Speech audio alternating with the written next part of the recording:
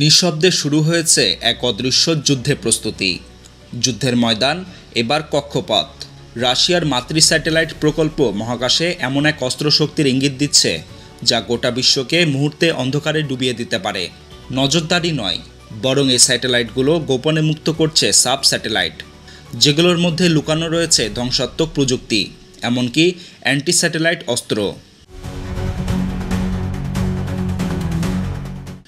যুক্তরাষ্ট্রের গুপ্তচর satellite USA 326 3 বছর ধরে ছায়ার মতো অনুসরণ করছে রাশিয়ার কসমস। সম্প্রতি এটি কক্ষপথে অবমুক্ত করেছে অবজেক্ট সি নামের রহস্যজনক বস্তু, যা বিশ্বে মহাকাশে গুপ্ত হামলার শঙ্কা উস্কে দিয়েছে। বিশ্লেষকদের মতে এটি স্পেস স্টকিংয়ের ভয়ঙ্কর দৃষ্টান্ত।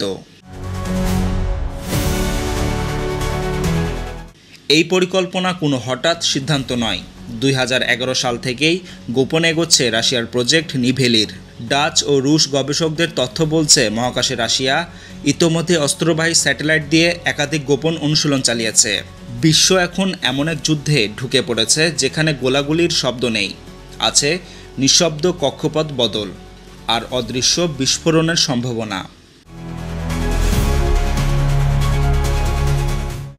নিউজ ডেস্ক, প্রতিফলন।